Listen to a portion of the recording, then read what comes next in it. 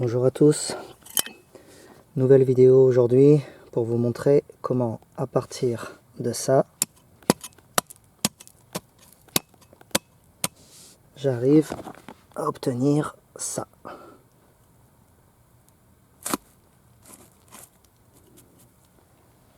Et accessoirement des cultures de ce type.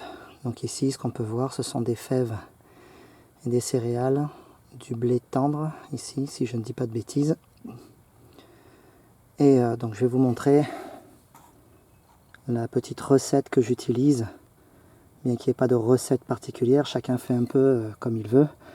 Mais l'idée ici c'est de vous montrer comment démarrer une culture sans travail du sol, quand on a un sol qui est quand même bien tassé et qu'on veut essayer d'y cultiver quelque chose, ne serait-ce qu'avoir un carré de démarrage. Ici par exemple vous voyez ces fèves, elles ont été plantées en novembre dernier. Le sol aujourd'hui est à 10 degrés, légèrement en dessous, 9 degrés.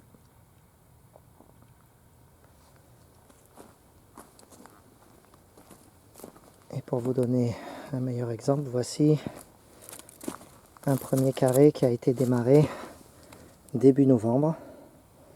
Vous voyez les fèves. Alors évidemment, si vous êtes dans des régions de France où il y a encore des températures inférieures à -5 attendues jusqu'au mois de mars, il est trop tôt pour démarrer ce style de méthode, ou en tout cas il est trop tôt pour démarrer la plantation.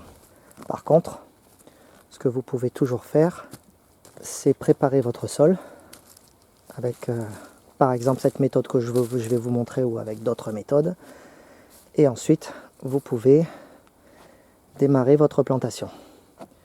Alors pourquoi cette méthode? J'ai un sol extrêmement tassé, extrêmement dense. Cultiver ici c'est plutôt difficile, ou en tout cas ça demanderait, si c'était une volonté de cultiver avec un travail du sol, ça demanderait un travail assez considérable que je n'ai pas envie de faire.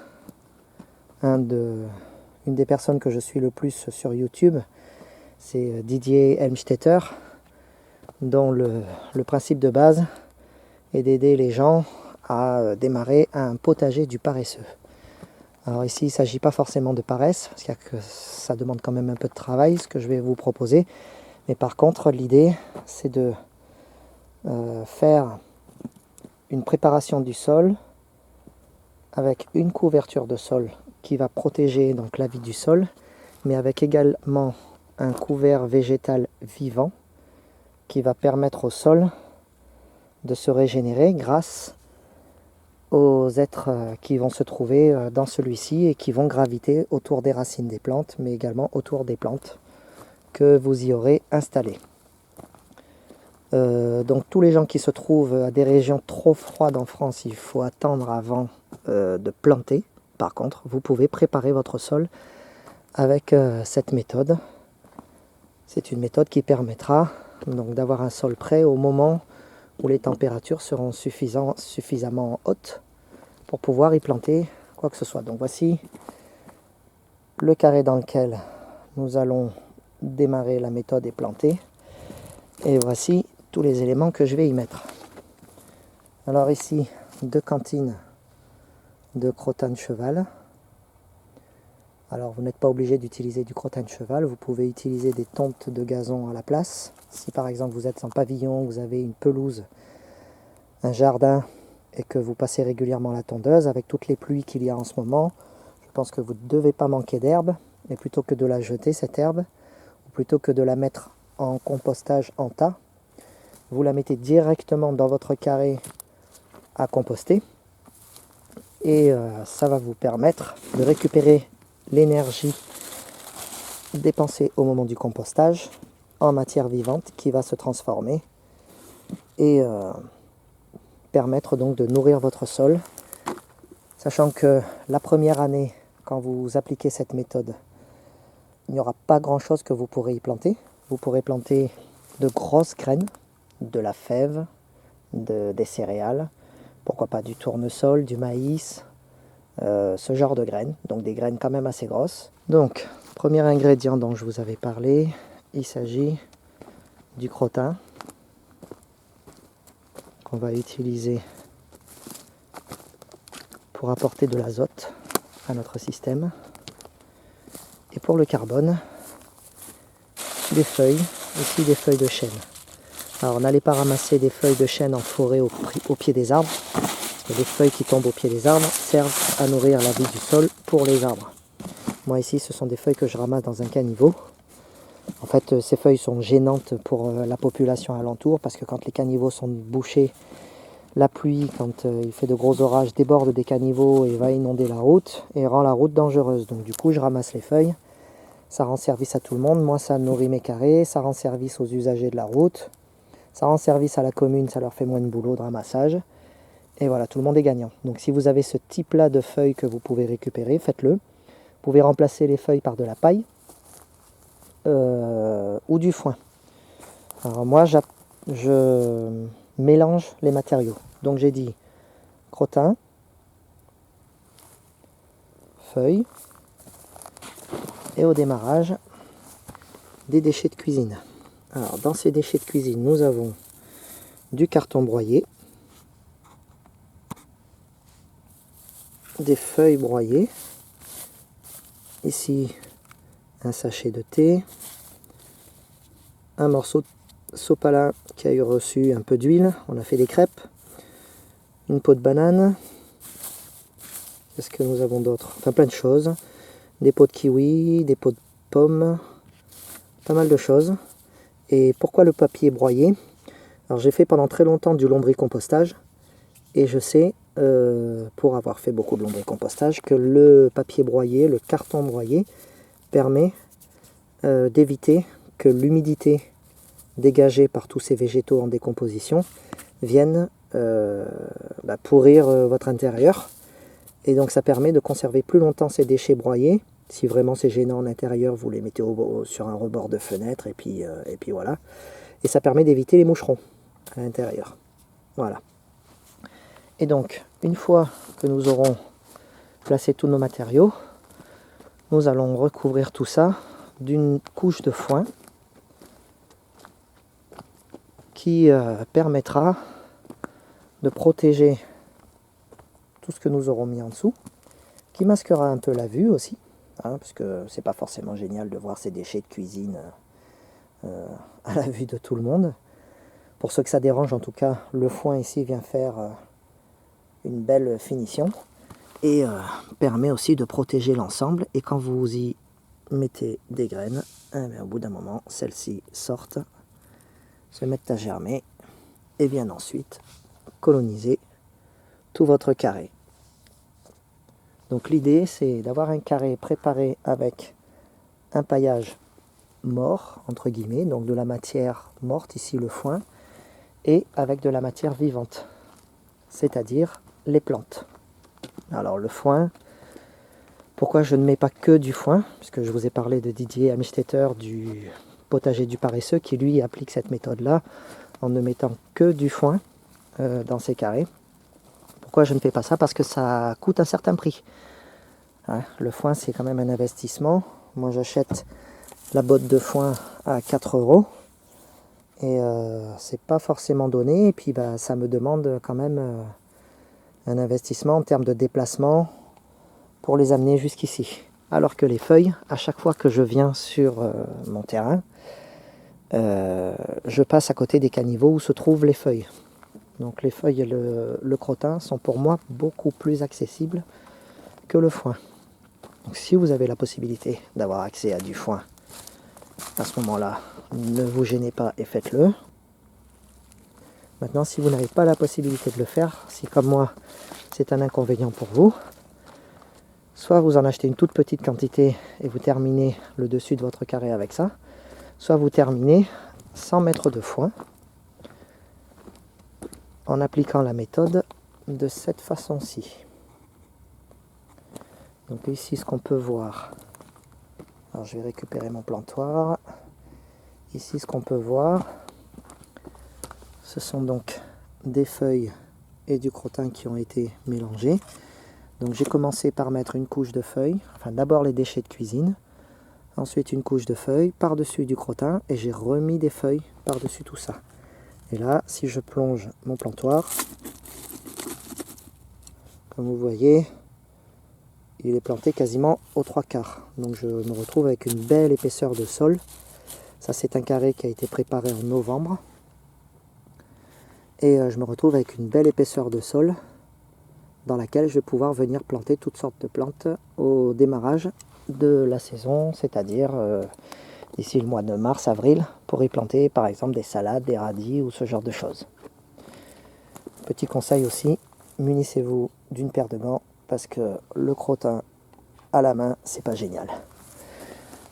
Alors une petite chose quand même à faire avant, que j'ai oublié, c'est de vérifier dans le carré la présence de pierres. Alors je les enlève. Pourquoi? Parce que quand on va venir mettre le plantoir là-dedans, l'idéal est de ne pas trouver ces cailloux en surface qui viendraient nous gêner pour les plantations. Alors je vais récupérer ceci parce que c'est un outil indispensable pour la méthode que je vais vous montrer. Donc, il s'agit de 2 planches, enfin de 3 planches qui ont été découpées à la taille des carrés de façon à pouvoir s'y adapter. Donc on va commencer par les déchets de cuisine. Ce qui est important avec les déchets de cuisine, avec tous les éléments d'ailleurs, c'est de bien les étaler à l'intérieur du carré, de manière à ce que la répartition soit parfaite. C'est pour ça que c'est bien d'utiliser des gants, parce que ça permet de le faire à la main. Alors surtout, utilisez bien des gants étanches, suffisamment costauds. Allez, c'est parti.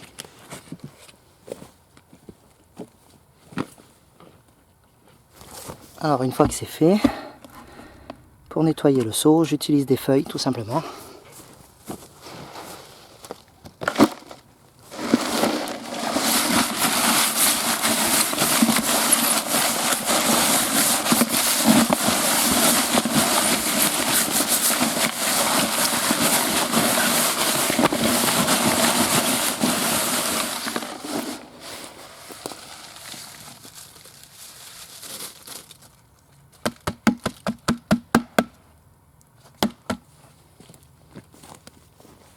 Voilà. Plus d'odeur. Le seau évidemment n'est pas tout à fait propre, mais de toute façon c'est un seau qui sert de poubelle. Donc on reviendra y mettre des déchets de cuisine et ainsi de suite. On va passer maintenant aux feuilles. Là ça va être beaucoup plus simple.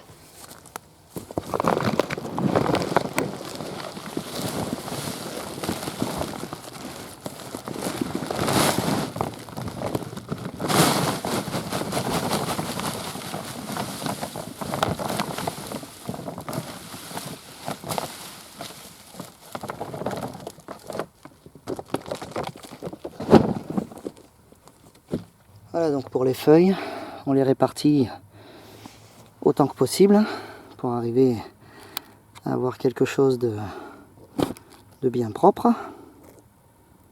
Petit conseil aussi, n'utilisez pas de feuilles de platane pour faire ça, parce que celles-ci ont tendance à freiner la sortie des graines. C'est beaucoup plus compliqué, elles sont beaucoup plus longues à se décomposer que les feuilles de chêne. Donc utilisez plutôt de la feuille de chêne si vous en avez. Si vous n'en avez pas, utilisez quelque chose d'un peu moins dur que de la feuille de chêne. Donc tous les arbres que vous pouvez avoir autour de chez vous, notamment vos arbres fruitiers.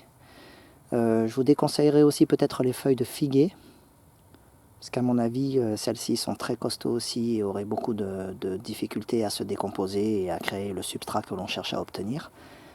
Donc voilà, tout ce que vous pouvez trouver comme feuilles, autres que figuier et platane. Allez, on passe à la suite avec le crottin. Comme vous voyez, hein, c'est un peu du sport. Hein. Alors pour ceux qui craignent les pathogènes venant du crottin de cheval, vous pouvez ébouillanter le crottin avant de le mettre en place. Moi je ne le fais pas parce que j'ai jamais eu de problème avec ça. Donc je vois pas trop l'intérêt de rajouter une étape supplémentaire pour quelque chose qui est déjà assez finalement relativement fastidieux à faire. Alors c'est fastidieux bien sûr, mais vous ne le faites entre guillemets qu'une fois. Après vous le ferez peut-être une fois par an et ça s'arrête là. De rajouter peut-être un peu de crottin, de rajouter un peu de feuilles, histoire de réalimenter le système pour qu'au fur et à mesure votre sol finalement gagne la hauteur du haut du carré et permette de s'affranchir du sol qui en dessous lui n'est pas très pratique à la culture, puisque si vous vouliez cultiver là-dedans, il faudrait travailler un peu le sol un minimum jusqu'à une certaine profondeur pour pouvoir ensuite y faire quelque chose. Alors que là, vous allez préparer un sol qui va être cultivable dans la foulée. Le fait d'amener des feuilles et du crottin, et les déchets de cuisine qui sont en dessous, tout ça, ça va attirer les vers de terre, parce que l'idée ici, c'est ça. C'est d'utiliser l'énergie déployée par la vie du sol, donc des acariens, des colamboles, des vers de terre, des scolopendres, de toutes les bestioles qu'on peut trouver dans le sol, les bactéries aussi également. Quand toute cette microfaune va venir manger toute cette matière, il va y avoir un dégagement d'énergie qui va se faire, ça va dégager un peu de chaleur, très peu, mais un peu quand même, et puis surtout, les matières énergétiques se trouvent dans la matière telle qu'elle est à l'heure actuelle.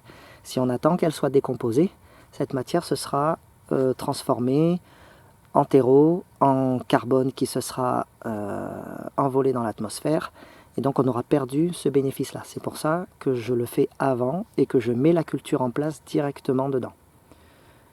Donc une fois que le crottin est installé, bien à plat, on va recouvrir tout ça de foin.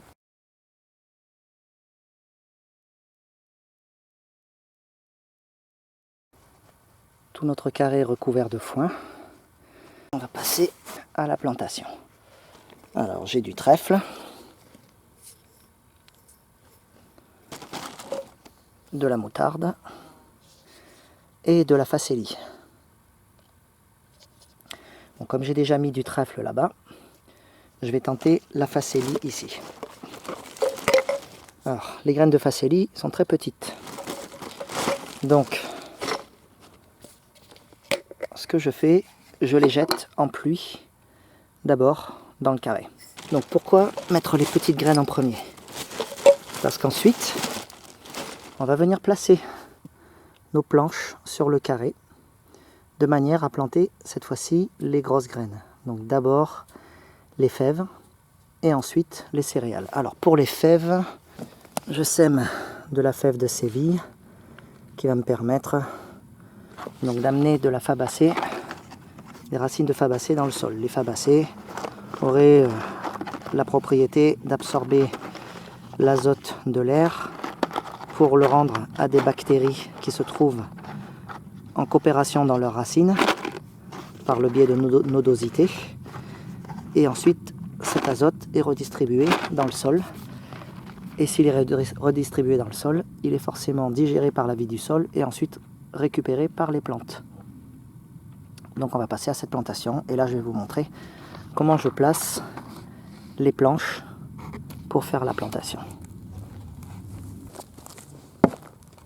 Voilà, donc l'idée est de placer la planche ici en bordure de façon à pouvoir marcher dessus. En marchant sur la planche, on va en quelque sorte tasser le revêtement qu'on vient d'installer, ce qui va permettre de garder un aspect compact à l'ensemble quand on va venir y placer nos graines.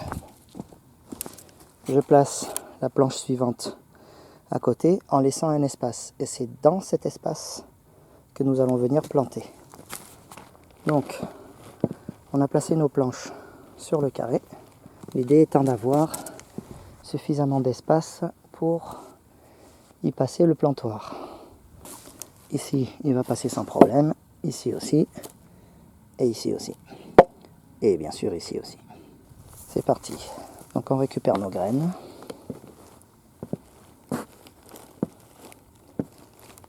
vous voyez la réaction de l'ensemble quand on marche dessus. Tout ça s'enfonce. Et vous voyez, on était tout en haut du revêtement. Et là, on est en train de le descendre tout doucement. Et en fait, en faisant comme ça, on vient tasser le crottin au-dessus des feuilles. Et on va permettre de créer quelque chose de bien compact autour de la graine. Parce que la graine a besoin quand même d'être en contact avec tous les éléments du sol. Donc là, je viens planter mon plantoir. Je prends une graine, j'écarte le plantoir, je pose la graine juste à côté. Hop, je la fais tomber à l'intérieur.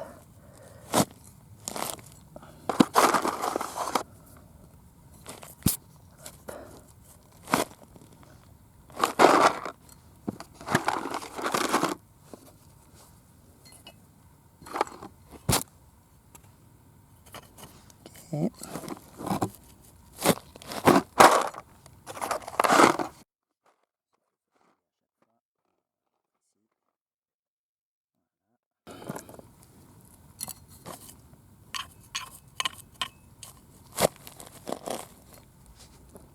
Alors ça peut paraître proche, et comme vous avez vu dans les autres carrés, c'est comme ça que je les ai plantés, et ça fonctionne plutôt pas mal. Alors là, le foin est un petit peu trop collant.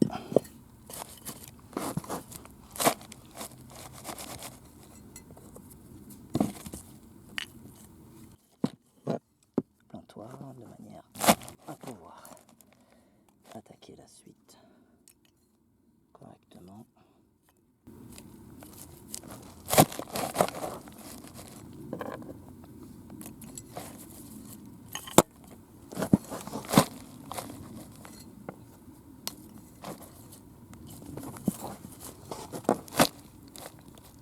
Et surtout, donc vous restez bien sur les planches de manière à ce que l'ensemble soit bien tassé.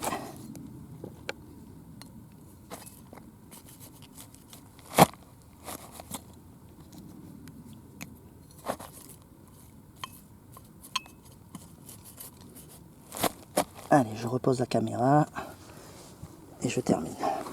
Donc vous voyez le principe. Une fois que vous avez fait la première ligne, vous continuez à marcher sur vos planches. Vous faites la ligne suivante sans bouger les planches. Et la ligne suivante sans bouger les planches. Et vous terminez par la ligne qui se trouve en bordure de cette planche-ci. Vous voyez peut-être sur la façon que j'ai d'envoyer le plantoir dans l'ensemble du substrat. Il ne faut pas hésiter à y aller d'un coup sec, bien fort, parce que c'est ça qui permet de traverser l'espèce de millefeuille qu'on vient de créer entre les feuilles, le foin, le crottin, les déchets de cuisine, et finalement d'avoir la pointe du plantoir qui va atteindre le sol. Ce qui fait que quand vous allez y mettre votre graine, elle va arriver quasiment au niveau du sol, et quand les premières pluies vont arriver, tout le substrat va se tasser et va se compacter tout autour de la graine. Du coup, la graine va se retrouver enserrée, le foin va recréer un maillage. Là, pour l'instant, il est troué par l'action du plantoir, mais le foin va recréer un maillage qui va ensuite permettre d'envelopper la graine. La graine va aller planter ses racines dans le sol d'origine, le sol qui est en dessous, mais ensuite va utiliser tout le substrat autour pour monter et envoyer sa tige vers le haut. Voilà, donc là on a fini pour les fèves. Alors maintenant on va passer à l'étape suivante. On va venir planter les céréales. Là nous avons planté 1, 2, 3 et 4 rangs de fèves. Maintenant on va faire la même chose avec les céréales. Et comment on va faire ça? On va prendre nos 3 planches et on va les décaler. On va les décaler de l'autre côté du carré en prenant cette poutre-ci comme base cette fois-ci. Je mets ça en place et je vous montre. Donc là maintenant nos planches sont placées au-dessus des rangs sur lesquels on a implanté les fèves. Et maintenant qu'on les a décalées, on va venir mettre nos céréales et donner des coups de plantoir pour faire rentrer nos céréales à l'intérieur du substrat qu'on vient de créer, sur 4 rangs aussi. Et de cette façon, on va intercaler les rangs. Donc, si vous vous rappelez, on a mis de la facélie. En passant comme ça avec nos planches au-dessus des carrés, cette facélie est tombée entre les brindilles de foin et s'est retrouvée coincée quelque part dans le crottin, entre le crottin et les feuilles. Il y a aussi des graines qui vont tomber dans les trous que nous avons fait en plantant les fèves. Maintenant, nous allons mettre en place les céréales en faisant une espèce de mouvement assez sec pour les faire rentrer à l'intérieur du foin. Alors ici, ce qu'on va planter, c'est du seigle.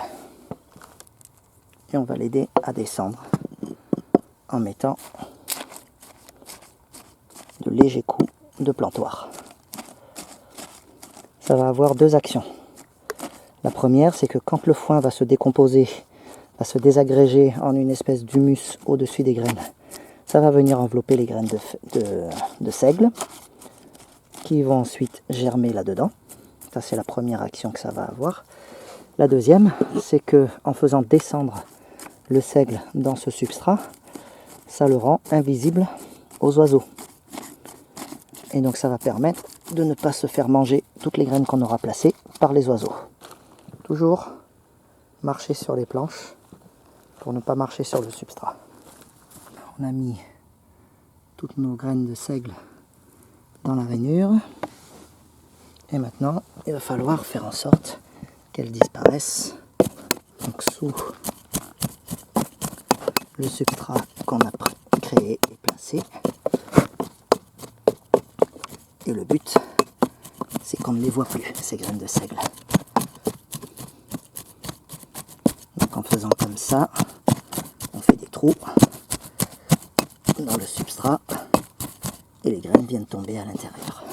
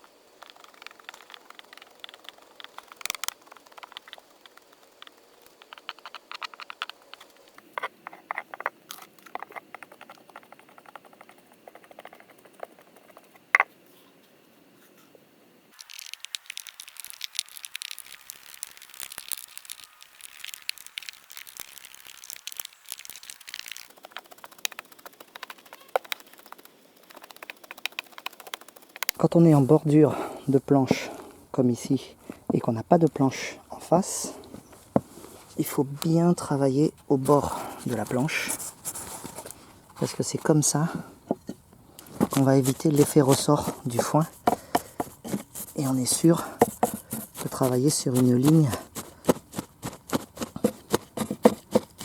qui va bien permettre d'enfouir les graines suffisamment. Et là, je vois les graines qui tombent à l'intérieur des petits trous que je viens faire avec le plantoir. Et ces graines vont venir s'encastrer sous le foin, entre le crottin et les feuilles. Alors, une petite précision, je suis en train d'y penser là, pour les graines. Ce sont des graines achetées en magasin bio au rayon graines à germer. Je n'achète pas ces graines-là dans les associations spécialisées. Je peux vous citer quoi, les jardins de Sainte-Marthe, non, la ferme de Sainte-Marthe, je crois, Cocopelli, qu'est-ce qu'il y a encore, Biogerme. Ces graines-là, je ne les achète pas sur ces enseignes-là parce que le prix ne serait pas intéressant pour faire ce type de culture. Donc là, ce sont des sachets de de 500 grammes que je mets en bocal pour éviter que ça parte dans tous les sens.